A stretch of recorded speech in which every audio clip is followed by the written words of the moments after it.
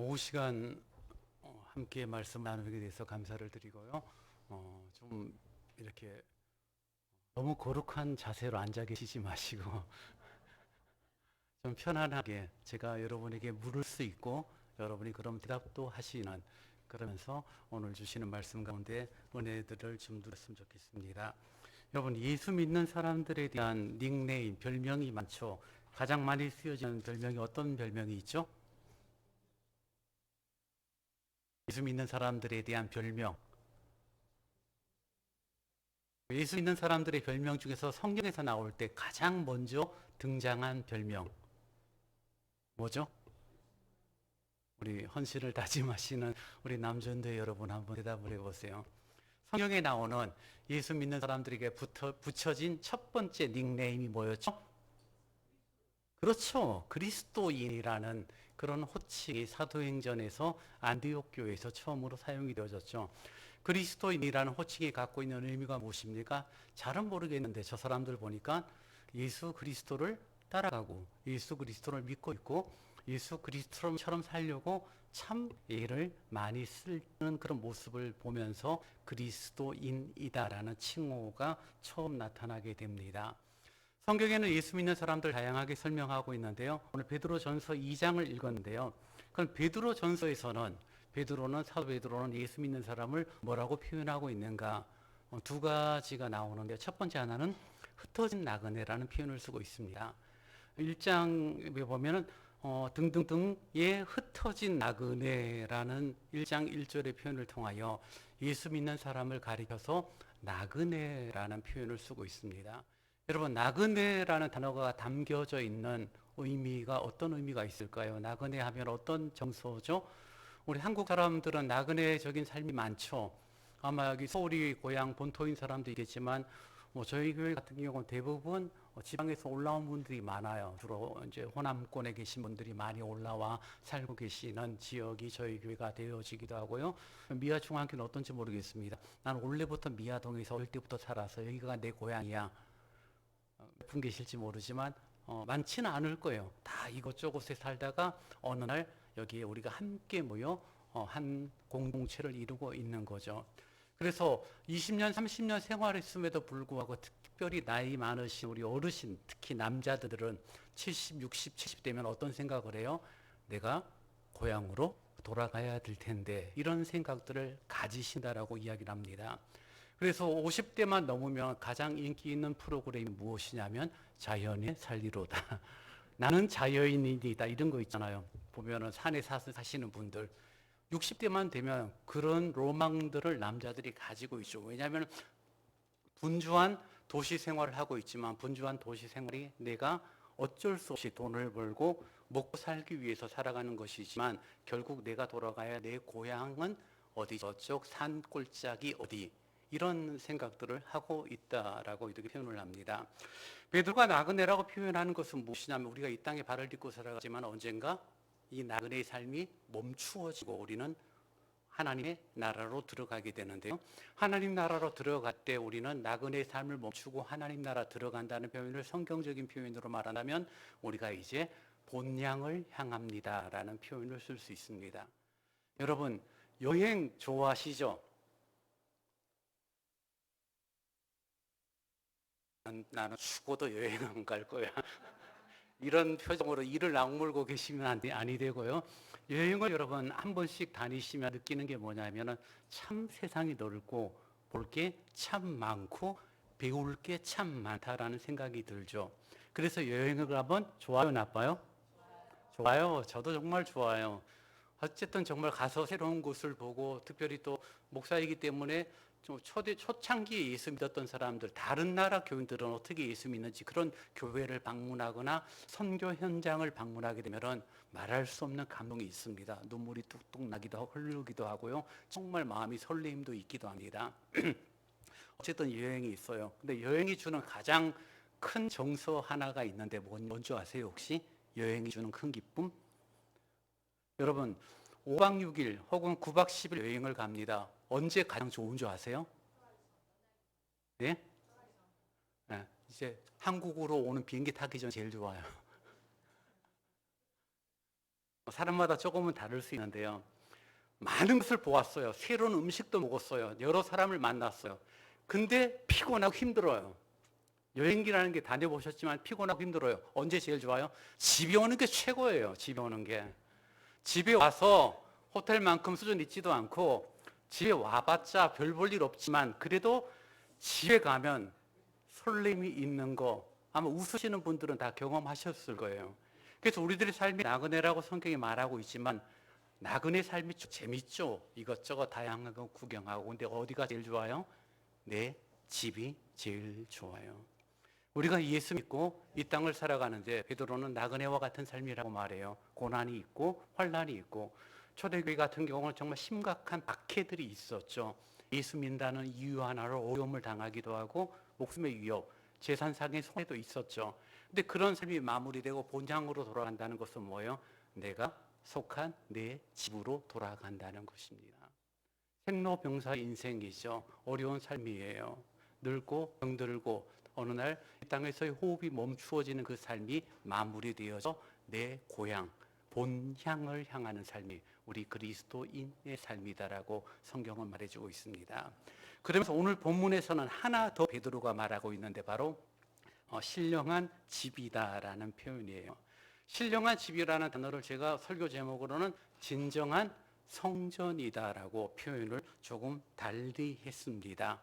진정한 성전, 우리가 하나님의 성전된 교회된 존재로 살아가는데 이게 도대체 어떠한 의미가 있을까라는 부분을 한번 말씀 가운데 확인해 봤으면 좋겠습니다. 여러분 4절 말씀 다시 한번 보십시오. 2장 4절 말씀을 우리 다 같이 한 목소리로 같이 봉독할까요? 사람에게는 버림바가 되었으나 하나님께는 택하심을 입은 보배로운 산돌이신 예수께 나아가. 사람에게는 버림바가 되었으나 하나님께 택함을 입은 보배로운 산돌이신 예수로부터 시작되어지는 것이 믿음이요 교회라는 사실을 말하고 있습니다. 사람들에게는 버림받았다는 말이 어떤 의미가 있죠? 모든 사람들이 볼 때 별 가치가 없다라는 거예요. 딱 보니까 쓸데가 없다는 거죠. 그래서 버렸다라는 표현을 하고 있습니다. 이렇게 저렇게 재봤더니 적어도 유대인들에게는 예수 그리스도가 우리에게는 별로 큰 도움이 되지 않아. 예수라는 존재가 훌륭한 사람인 거 맞고 그가 놀라운 기적들을 행했는지는 모르지만 적어도 우리 이스라엘에게는 이분이 별로 중요하지 않아. 그런 판단을 하게 되고 버렸다라는 표현을 하고 있습니다. 근데 그 버린 분이 하나님께는 택함을 입은 보배로운 산돌이다라고 성경은 말해주고 있는 거죠. 사람들은 필요 없다라고 버렸는데 하나님은 보배로운 산돌이다라고 평가를 전혀 다르게 하고 있는 것을 본다는 것입니다. 사람들이 보는 관점과 하나님께서 보시는 관점이 다르다는 것을 우리는 확인하게 됩니다. 사도행전 4장 11절에도 보면 이런 표현이 나오죠. 이 예수는 너희 건축자들의 버린 돌이다라는 표현이 나올 만큼 실질적인 예수 그리스도의 사역과 성령 강림 이후에 놀라운 복음의 역사가 있었음에도 불구하고 많은 사람들은 예수? 별로 중요하지 않아. 있으면 좋고 없어도 크게 문제는 되지 않아. 이런 식으로 그 삶을 이렇게 제한시켰던 것을 봅니다. 그리고 그러한 삶 속에서 예수 믿는다라고 일컫는 그리스도인들의 삶 역시 별로 그렇게 역동적이고 능력이 나타나는 삶은 아니었어요. 근데 그 예수 그리스도가 보배로운 산돌이다라고 말하고 있고 그것을 멈추는 것이 아니라 여러분 5절을 보십시오. 5절 말씀을 제가 봉독합니다. 너희도 산돌같이 신령한 집으로 세워지고 예수 그리스도로 말미암아 하나님이 기쁘게 받으실 신령한 제사를 드릴 거룩한 제사장이 될지니라. 우리를 가리켜서 뭐라고 말하고 있죠?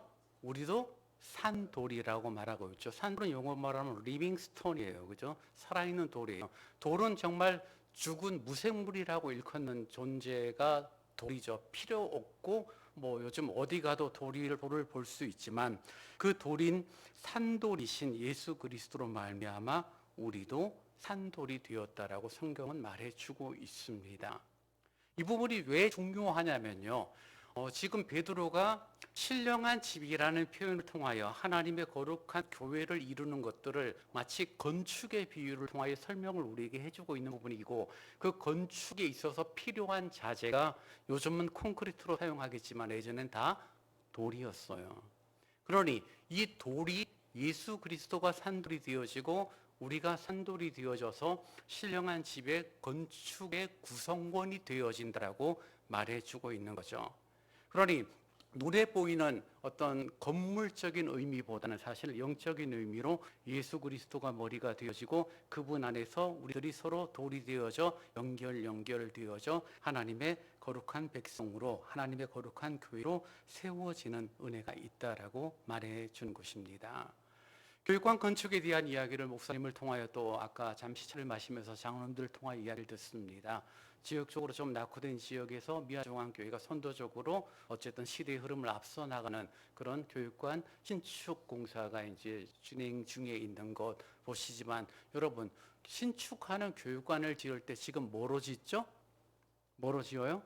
예, 돈으로 짓죠. 돈으로 지어서 자재를 사고 좋은 시설을 넣으면 그게 교육관이 되어지는 거예요.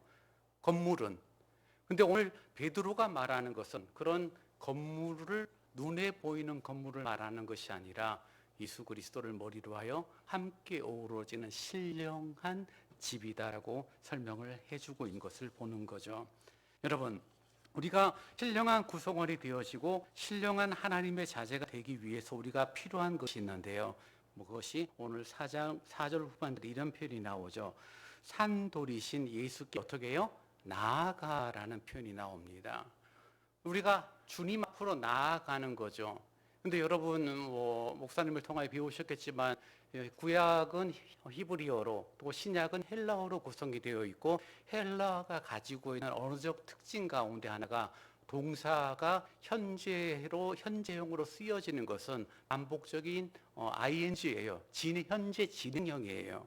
그러니까 산돌이신 예수께 나아가라는 표현이 뭐냐면은 예수께 나아왔고 나아갈 것이고 앞으로도 계속해서 나아가라라는 그런 의미가 바로 헬라어가 가지고 있는 현재 진행형 직설법이 담고 있는 문법적인 특징이에요.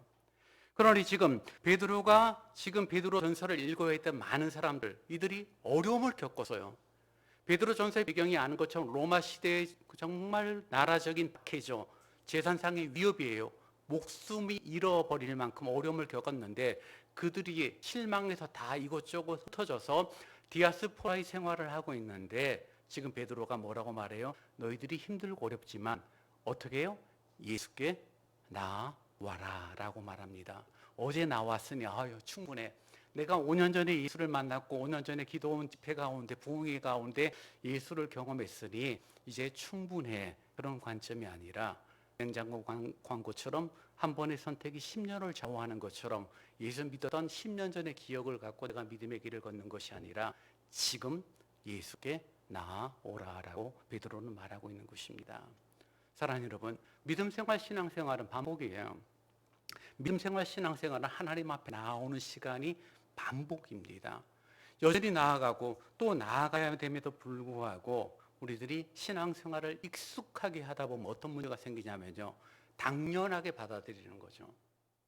지금 내가 주님 앞에 아름다운 믿음의 길을 걷느냐 걷지 않느냐는 중요하지 않고, 내가 예수 믿었어. 분명히 나는 천국에 대한 소망이 있어. 그래서 지금 나의 삶에 대해서는 어떤 부분에 대한 판단을 하지 않은 상태에서 뭐라고 자신 있게 대답하냐면요, 나는 예수 믿은 사람이니까 죽어도 나는 천국 가게 될 것이고 나는 하나님의 사람으로 합당하게 세움 받을 거야 라는 당연한 근거 없는 확신을 해버린다는 거죠. 지금 내가 하나님을 향한 온전한 믿음의 고백은 없어요. 지금 내가 직분에 맞는 아름다운 헌신은 없어요. 근데 내가 과거에 누렸던, 과거에 하나님을 사랑했던 그런 마음을 가지고 나는 여전히 하나님의 백성이요 천국 백성이다라고 스스로 말을 하는 거죠. 근데 베드로는 뭐라고 말하고 있죠? 그건 중요한 게 아니야. 지금 너희들이 하나님께, 예수께 나와오고 있느냐, 이 부분을 묻고 확인하고 있는 것입니다. 사랑하는 여러분, 여러분이 신령한 집의 아름다운 구성원으로 쓰임받기를 원하시면 아멘이라고 대답해 주세요. 쓰이면 좋고 안 쓰이면 말고 뭐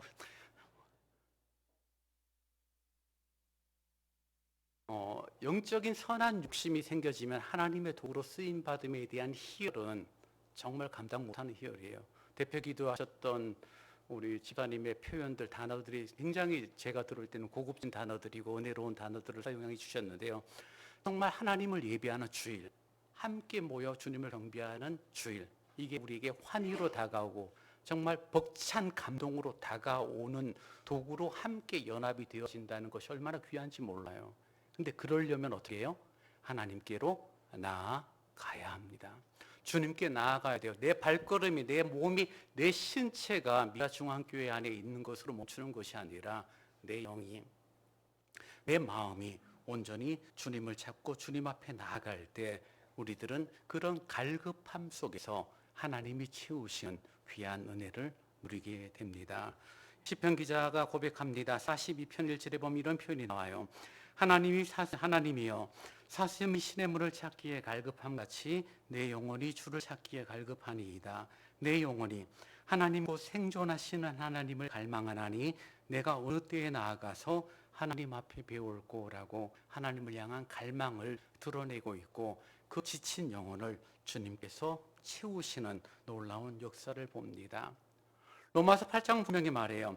자기 아들을 아끼지 아니하시고 우리 모든 사람들을 위하여 내어주시니가 어찌 그 아들과 함께 모든 것을 우리에게 은사로 주지 아니하시겠느냐라고 말하여 주를 향한 갈망을 갖고 주를 찾는 사람들에게 베푸시는 하나님의 은혜를 우리에게 허락해 주신다고 말해요.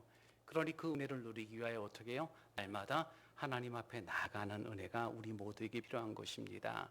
오늘 헌신을 다짐하는 남전도의 회원들 뿐만이 아니라 오늘 예배에 함께 참여한 여러분 모두가 주님 앞에 나아가는 열린 마음으로 주님을 찾고 주님을 고백하는 반복된 나아감이 늘 이루어지기를 원합니다. 그때 신령한 집으로 아름다운 공동체로 세워지는 것을 보게 됩니다. 5절에 말하는 것처럼 너희도 산돌같이 신령한 집으로 세워지고라고 말해요. 말씀드린 것처럼 옆에 있는 교회관은 돈으로 다재를 통하여서 지어질 것입니다. 분명히 지어지는 건데요. 근데 그 지어짐에 대하여 우리들이 생각을 조금만 달리할 필요가 있습니다. 출애굽기 25장과 26장에 보면은 구약의 하나님 임재의 상징인 한 건물이죠. 그 건물을 우리는 뭐라고 표현하냐면 그 건물을 우리를 하나님 임재, 지금은 하나님의 임재라는 관점은 뭐예요? 모든 믿는 자, 예수 그리스도를 주로 고백하고 하나님을 고백하는 그 사람과 함께 있기 때문에 하나님의 임재가 제한적이지 않아요. 근데 구약은 철저하게 제한적이었어요. 아무데나 어디서나 그런 관점이 아니에요. 하나님이 함께 하겠다라고 이스라엘 백성들과 약속한 장소, 출애굽기 25장, 26장에서 말하는 그 장소는 어떤 장소? 예. 제가 지갑을 안 들고 왔는데 10,000원짜리 한 장만 꺼내면 금방 답이 나올 것 같은데 하나님이 함께 하시는 내가 너희와 함께 할 것이다. 이곳에서 너희를 만날 것이고 이곳에서 너희의 기도를 들을 것이고 이곳에서 내가 너희와 함께 할 것이다 라고 약속한 특정 장소 뭐죠? 성막. 성막이 처음에는 텐트 개념으로 갔다가 나중에 예루살렘 성전을 이루게 되고 그 성전이 이제는 회파가 되어지고 예수 그리스도 안에서 누구라도 믿는 사람의 교회 성전으로 바뀌어지는 것을 우리가 보게 되죠. 근데 구약에서는 철저하게 성전, 성막의 개념이 제한된 장소입니다. 여기까지만 하나님이 계시는 거예요. 그리고 하나님께서 그곳을 나오셔서 혹은 하나님께서 인위적으로 어떤 활동을 하시지 않는다면 이스라엘 백성들이 하나님을 경험하고 하나님 앞에 마음의 소원을 아뢰고 전쟁과 기근과 메뚜기 떼와 다양한 문제가 생길 때 하나님 앞에 은혜를 구하고 도움을 구할 수 있는 유일한 장소가 성막, 성전인 것이죠. 구약의 관점에서요. 근데 여러분, 출애굽기는 무슨 성전 시대예요? 건물로 지어진 성전이 아니라 성막이라고 일컫는 텐트 시대입니다. 하나님이 정하신 텐트로 만들어진 성막이 있습니다. 성경에 보니까 그 성막에 대해서 뭐라고 표현하고 있냐면요, 널판이라는 어떤 뼈대를 세우게 됩니다. 남편과 북편으로 20개씩 사용되고 서편으로 8개가 사용이 되고 동쪽으로 출입구가 생겨지는 디귿자형의 성막을 세우게 됩니다. 그 성막의 기둥이 되어지는 널판지가 모두 48개가 사용이 되어지고요. 그 널판지의 규격을 성경은 뭐라고 말하고 있냐면은 장이 10규빗, 광이 1규빗 반이라고 설명합니다. 갑자기 숫자가 나오니까 어려워지는데요. 요즘 어떤 수치로 말하면 길이가 약 4.5m, 폭이 한 67cm 정도 되는 널판지 48개를 디귿자형으로 세우고 그 위에 천을 덮어서 하나님의 성막을 세운 거죠. 어디에서요? 광야 시대에서요. 근데 여러분, 이 48개의 널판지를 그냥 세워서 그냥 쓰는 것이 아니라 그것을 도금을 합니다. 널판지 위에다 순금을 녹여서 칠을 내서 금빛이 나는 48개의 널판지를 세워서 디귿자형으로, 지금 우리가 지금 이쪽으로 길게 돼 있잖아요. 이쪽이 동쪽이라고 생각합시다. 이쪽으로 또 디귿자로. 근데 그 높이가 약 4.5m, 그리고 폭이 약 67cm 정도 되는 널판지 48개로 성막의 기초를 만들게 돼요. 근데 이 성막의 기초가 되는 널판지의 재료를 성경은 뭐라고 말하고 있느냐면, 뭐라고 말하고 있죠? 어떤 재료죠? 그 나무의 이름이 조각목이라고 설명을 하고 있습니다. 그 조각목이라 그러니까 우리가 흔히 사용되는 부분이 잘 모르는데요. 한국적으로 말하면은 아카시아 나무예요. 어제 뉴스를 봤는데요. 벌꿀을 채취하는 사람들이 벌꿀 농사가 재미가 없어지는 이유가 아카시아 나무가 활용성이 떨어지고 자재로 쓰기도 마땅치 않아서 다 베어버린대요. 그래서 약 90% 이상 아카시아 나무가 없어졌고, 아카시아 나무가 없어지니까 아카시아 꽃이 안 달리니 양봉이 잘 안 된다라고 말해요.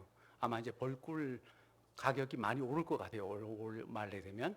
근데 그 아카시아 나무가 우리나라에서도 많은 사람들이 뭐 자연 고속도로 옆이나 이런 데서는 그냥 사용되지만 개인 산을 가진 사람들은 별로 활용 가치가 없으니까 다 베어버리는 거예요. 여러분 보시겠지만 별로 쓸 데가 없어요.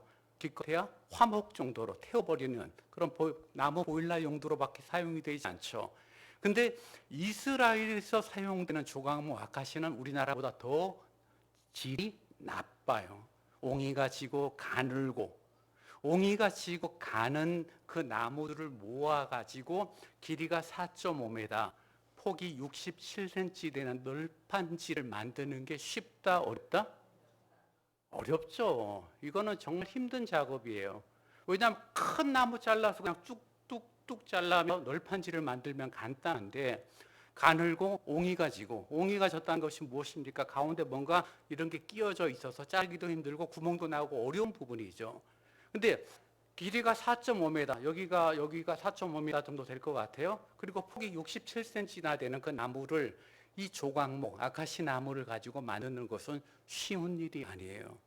다듬어야 되겠죠. 어떤 거는 휘어진 부분은 다시 휘어야 되고, 그렇게 만들어서 그것을 합쳐서 이제는 거기다 금을 칠해서 48개의 널판을 만들어서 하나님 임재의 장소인 성막의 구성뼈대가 되어진 것입니다. 이렇게 설명을 하게 되니까 구약에서 성막의 뼈대를 만드는, 널판을 만드는 수고가 굉장히 어렵거나 단순하게 생각할 수 있는데요. 여러분 이런 생각을 해보세요. 그 아카시 나무가 48개의 널판이 되는 것이 쉽지 않았다는 사실을 우리가 인정하게 될 것입니다. 무슨 말이냐면요, 저와 여러분의 죄된 본성을 갖고 살아가는 삶은 아카시아 나무보다 더 거칠고 더 옹이가 많고 더 문제가 많은 존재라는 것을 여러분 인정하시는지요? 우리는 하나님의 도구로 쓰임받을 수 있는 존재는 아니에요. 엄격히 말하면 우리는 하나님의 진노의 자녀죠.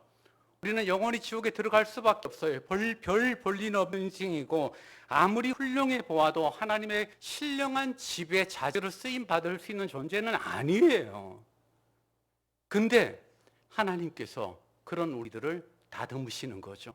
십자가의 은혜로 다듬으시고 보혈의 능력으로 다듬으셔서 우리를 모아서 4m 50, 67cm나 되는 그런 널판 조각 하나하나로 우리들을 만들어 가셔서 하나님의 성전의 구성원으로 우리를 세우시고 있다는 것.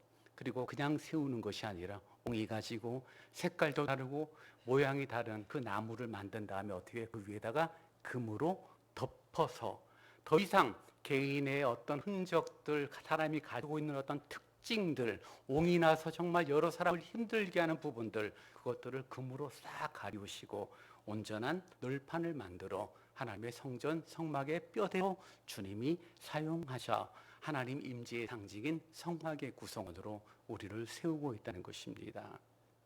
사랑하는 여러분, 우리는 하나님의 은혜, 십자가의 은혜를 기억하면서 나라는 존재가 하나님 앞에 참 죄인이구나, 내가 참 추한 존재이구나, 내가 할 수 있는 것은, 잘하는 것은 죄밖에 없구나라는 사실에 대한 인정, 인식보다는 그래도 내가 무언가를 하고 있고 하나님의 교회를 위하여 어떤 일을 하고 있으니 나는 그래도 훌륭한 도구로, 훌륭한 자재로 쓰임받을 것이다 라고 생각하지만, 우리는 아무리 훌륭해도 결국 옹이 지고 휘어진 아카시아 나무 조각목과 같은 수준일 수밖에 없다는 것이고, 그것을 하나님이 다듬지 않으시면 결코 어떤 도구로도 쓰임받지 못하는, 우리나라에서도 90%가 다 베어져 버려 화목으로밖에 사용되지 않는 그런 존재가 우리라는 것을 우리는 확인하게 됩니다.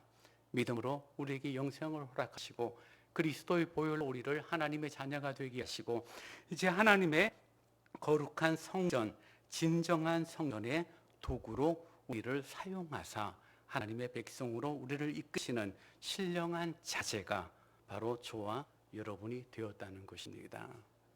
여러분 혹시 예루살렘에 혹시 다녀오신 분 혹시 계세요? 손 한번 들어보세요. 예루살렘. 다행이에요. 저도 아직 못 가봤어요. 예루살렘에 다녀오신 분의 이야기입니다. 예루살렘 이야기를 왜냐하면 구약의 출애굽기에는 성막에 대한 이야기고요. 그 다음에 현재 예루살렘의 성전이 있죠. 성전은 이제는 돌로 지은 하나님의 임재의 상징인 성전이 지금 있습니다. 예루살렘은 해발 약 798m죠. 굉장히 높은 지역에 있고, 그 예루살렘 성전의 구성을 만드는 돌들은 근처에서 만들어진 것이 아니라 밑에서 깎고 다듬어서 해발 798m까지 끌고 올라온 돌로 예루살렘 성전을 만들었다라고 합니다.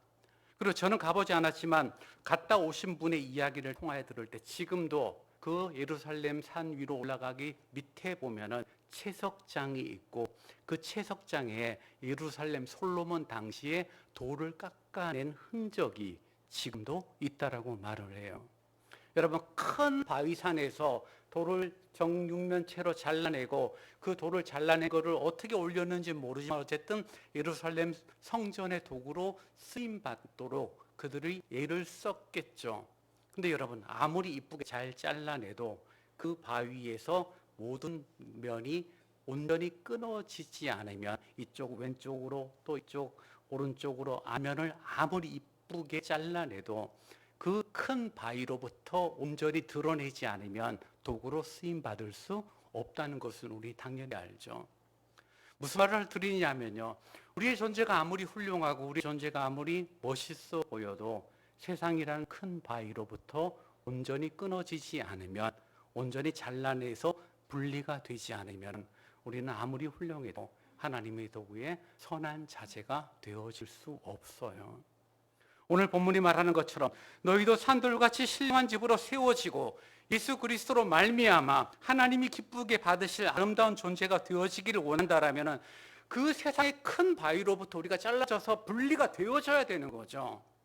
구별이 되어져야 되고, 그것이 옮겨져서 어떻게 해요? 이제는 예루살렘 성까지 올라가고, 그 올라간 그곳에서 정확한 그 위치에 산돌로 세워질 때 그 위에 또 다른 돌이 차곡차곡 포개어져서 하나님의 거룩한 성전을 이룬 것처럼 우리들의 모습들이 하나님 앞에서 한 분 한 분이 세상으로부터 구별이 되어지고 그리스도의 보혈로 도금이 되어져서 하나님의 선한 도구, 자재로 쓰임받는 아름다움이 되어지는 것이죠.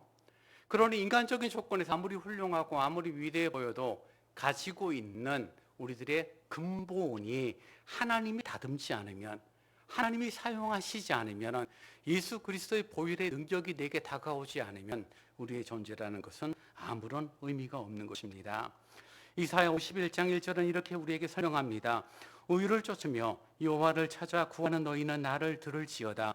너희를 떠낸 반석과 너희를 파는 우묵한 구덩이를 생각하여 보라라고 말하여, 하나님이 우리를 떠내고 우리를 떠낸 그 은혜가 있어서 신령한 집에 선한 도구로 저와 여러분이 사용되어졌다라고 말하는 것입니다. 우리들의 마음, 하나님께서 이사야 시대뿐만이 아니라 오늘날에도 우리를 향한 하나님의 거룩한 사역은 시작되어졌죠. 부족한 저희들을 부르시고 세상으로부터 우리를 분리하고 적지 않은 수고와 열심을 우리 하나님이 행하십니다. 당신의 아들을 십자가에 죽이기까지 철저하게 하나님께서는 수고하십니다. 그리고 우리를 죄와 사망이라는 큰 바위로부터 떼어내어 우리를 이 세상으로부터 구별된 자로 세우시고, 이제는 하나님의 교회 미아중앙교회라는 한 공동체에서 믿음의 길을 걷도록 이끌어 가시는 거죠. 사랑하는 여러분, 마음에 드는 사람이 이곳에 있고 마음에 들지 않는 사람도 있을 것입니다. 저는 대한민국 교회가 모두 똑같다라고 생각을 했었어요. 근데 이렇게 몇 군데 교회를 이렇게 좀 사정에 의해서 옮기게 되어지고 지금 있는 교회를 7년째 제가 사역을 하고 있는데요. 교회 구성원들이 정말 달라요. 정말 하나님 보시기에 아름다운 존재로 쓰임받는 사람도 있고, 스스로는 하나님의 보시기에 아름답게 쓰임받는다라고 말하지만 근데 정말 옹이지고 휘어진 근본 성품들이 참 거친 분들도 있기도 합니다. 근데 여러분, 오늘 본문의 말씀을 한번 적용을 우리의 마음 가운데 해보았으면 좋겠습니다. 여러분, 일할 때 누구랑 일하면 좋아요? 손발이 맞고 그 다음에 서로 성품이 좋아서 하나가 되어지기 쉬운 사람하고 일하는 것만큼 쉬운 일이 어디 있어요? 우리 권사님들 주방에서 봉사하실 때 누구랑 일하는 게 가장 힘들어요? 참 마음이 안 맞는, 뭔가 열심히 하고 반찬도 참 맛있게 만드는데 같이 일하면 너무 불편해. 피하고 싶죠. 같은 조가 되기 싫어요. 제가 드리고 싶은 말은요, 우리들의 존재가 서로에게 참 필요하고 유익한 존재로 다가갈 때도 있지만 옹이가 지고 거칠고 휘어져서 쓸모없는 존재처럼 상대방에게 다가갈 때도 있습니다. 우리 특별히 오늘 헌신을 다짐하는 남존도 여러분, 모든 회원들이 회장님이 정말 편안하고 이분들 때문에 내가 너무나 기쁨이 있고 이분들 때문에 내가 감사하다라고 생각을 하면 다행이지만 혹여나 저분 때문에 정말 못해 먹겠네, 오래만 회장하고 다시는 안 해야지, 그런 마음들이 우리 속에 생기는 특정인이 있을 수 있어요. 그럼 그분들을 어떻게 해야 되죠? 마음에 안 들고 저분은 믿음도 별로 없는 것 같고 큰 도움이 안 되니 거리를 두고 어떤 면에서는 왕따시키는 게 나을지도 몰라라고 생각할지도 몰라요. 근데 여러분, 하나님의 신령한 집, 하나님의 진정한 성전에서 제외될 사람은 있다 없다? 없어요. 하나님께서 옹이지고 휘어진 우리도 다듬으사 하나님의 거룩한 널판으로 세우사 성막의 구성원으로 세우신 것처럼 별 볼 일 없는 정말 돌에 불과했지만 그 돌을 자르시고 모양을 내사 성전의 구성원의 한 부분을 감당하게 하신 것처럼 여러분 한 분 한 분을 주님께서 그리스도의 보혈로 덮으시고 우리의 추함과 연약함을 가리우시고 하나님의 백성이 되게 하사 하나님의 거룩한 전 신령한 성전으로 우리들을 세워나가고 있다는 사실을 인정, 인식, 이해, 믿고 나가는 그 은혜가 우리들에게 있기를 원합니다. 해보니까요, 근데 속 터져요. 해보니까 참 어려워요. 정말 일방적이진 않는 부분이거든요. 내가 그런 마음을 갖고 상대방을 대하고 그런 마음을 갖고 주의 마음을 품지만 상대방이 그런 반응을 갖고 있지 않을 때는 더욱 힘들어요. 그러나 여러분, 우리 하나님께서 우리의 도움이 필요했던가요? 우리 하나님께서 당신의 아들 예수를 죽이고 다시 죽이시고 부활하시고 승리하게 하실 때 우리의 도움, 우리의 뭔가 수고와 있음을 주님께서 필요로 하셨냐는 거죠. 아니죠. 일방적인 사랑과 일방적인 은혜로 우리를 하나님의 자녀로 세우셨다는 사실을 인식하게 되면 우리는 쌍방의 문제라고 쉽게 남탓하는 것이 아니라 나 역시 그 어떠한 도움과 수고가 아닌 그리스도 예수의 마음을 품고 아름다운 하나님의 작품을 이루는 도구로 쓰임받음에 대한 감사가 우리에게 필요한 것입니다. 내 마음에 들고 내가 생각해보니 참 좋은 사람이야. 함께 일하는 게 편해. 맞죠? 근데 가장 버겁고 가장 힘이 들고 가장 대화하기 어렵고 부딪히면 나만 아플 것 같은 그런 사람들 역시 내가 하나님의 사랑을 받은 그 양과 질 동일하게 그분에게도 하나님의 사랑과 질이 똑같이 다가온다는 사실을 인식하게 되면 우리는 서로를 향한 존중, 서로를 향한 귀함을 여기는 태도들은 동일하게 누려지게 될 것입니다. 성령께서는 우리의 마음에 같은 마음을 주셨어요.